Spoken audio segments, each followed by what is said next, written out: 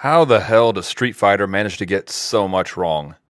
You have an established concept from the video games about a diverse group of fighters from all over the world coming together for a fighting competition. Then you cast Jean-Claude Van Damme in the lead role, and that guy freaking loves fighting competitions. I mean, just look at Bloodsport, The Quest, Kickboxer, that Friends episode he was on. I mean, hell, it was even written by the same guy who wrote Die Hard. How? How did you screw this up? Street Fighter wastes zero time introducing every single character in this movie. This is Chun-Li's and General M. Bison, Colonel Guile. DJ. Now. Belrock, do you believe this? Believe this, Honda. Carlos Blanco. Good evening, Sagat. Dr. Dalsim. Zangief. Tiha, who are those two men? Ken Master, Ryu Hoshi. We are literally 10 minutes into this movie. There's no one else. You've met everyone. Bison kidnaps 63 AN relief workers and says that he will kill them all in 72 hours unless he receives a ridiculous sum of $20 billion.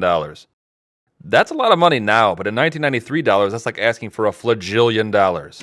That bastard Bison! I know you like to look at yourself on television, you sick son of a bitch. So look at this. What?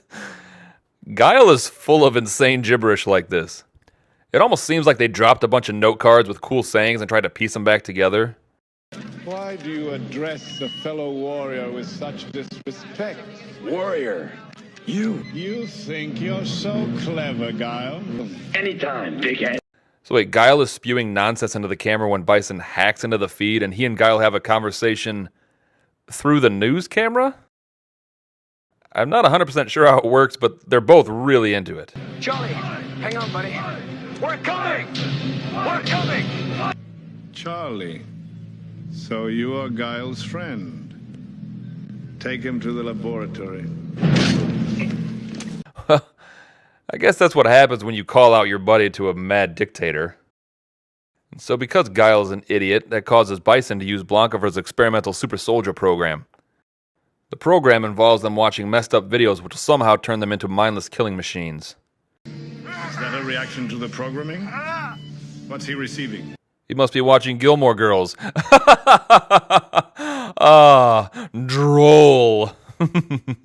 You know, I'll give the people that made this movie some props because they did try to appease the fans of the video games by making the movie characters look like their video game counterparts, even at the expense of looking ridiculous. But then for others, they just seem to cast the first person that showed up. Hey, you're white. You want to be Ken? No, that's all right. Keep the vest. It's a good look for Ken.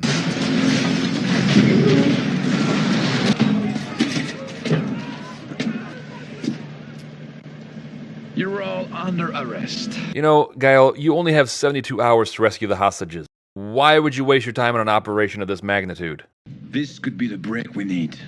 If Sagat runs guns to Bison, then he's got to know where Bison is hiding. Also, it's difficult to discern, but I believe that Van Damme is attempting an American accent throughout this movie, but it's not working even a little bit. It is weird that they would cast someone like Van Damme to play Guile because being American is like Guile's only character trait. Now, are you the same as Sagat and Bison? Or am I right and you different? Who wrote this dialogue? There has to be a less muddled way to say this.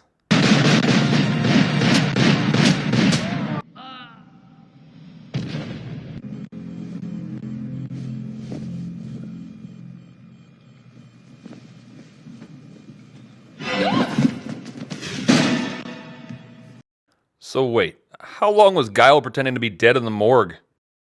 And did he know that Chun-Li was going to sneak in there and find him?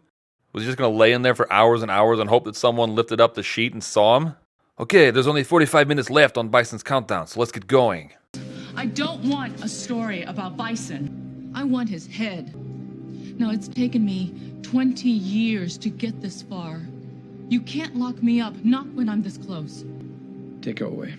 Oh, but then Chun-Li manages to escape, and hopefully someday she can get close enough to Bison and finally put an end to his reign of terror once and... Oh, never mind.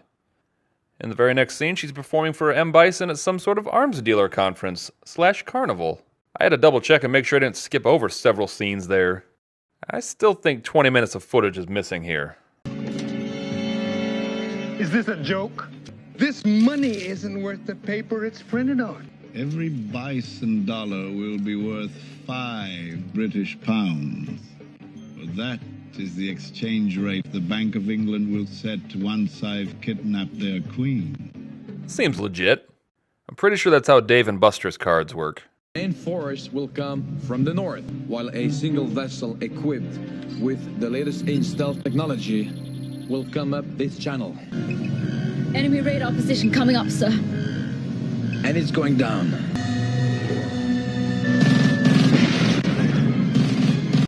Wait, that's how this stealth boat gets past the radar? Pretty sure you can blow it up on a non-stealth boat and you would still get the same result.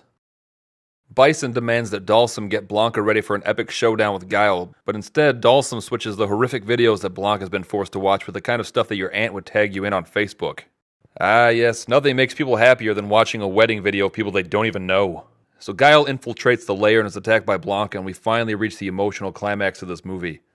Two great friends, we're told, are reunited, and one has been transformed into a hideous, misunderstood beast who is begging his friend Guile to help him. It truly is a gripping scene, and in an unconditional act of true friendship, Guile vows to help his friend. I'll help you. Oh, holy shit, dude! Or he's just gonna shoot his friend in the head? Come on, Guile, take a minute to assess the situation first, you maniac. You're Colonel, for God's sake. Still no sign of Bison. He's probably hiding. Hiding? What do I have to fear from you, worker ants? Come out from behind the curtain. Okay, Guile. Don't be a dummy. Of course Bison's not actually there. He's probably halfway around the... Oh my god, he's right there. American Guile then proceeds to America the shit out of that foreign bitch Bison with his American biceps, and then American electrocutes him to death. America, motherfucker. But then Bison comes back through the power of his life-saving suit and now has lightning powers because, you know what? It's late. Doesn't matter. Oh, and look, he can fly now. No explanation given or needed, thank you very much. Bison gets flying roundhouse kicked into oblivion, and the compound is set to explode for reasons that I must have glossed over, and there's a mad scramble to escape. Where's Guile? Despite a valiant effort, Colonel Guile doesn't make it. He was a good soldier, and a good man. He was not a smart man, but damn it, he tried his best. Oh, come on. This movie has 2 Guile death fake-outs? One was emotionally draining enough, thank you. How about that interview? Sure, but only if you wear that dress. Ah, the pinnacle of journalistic integrity.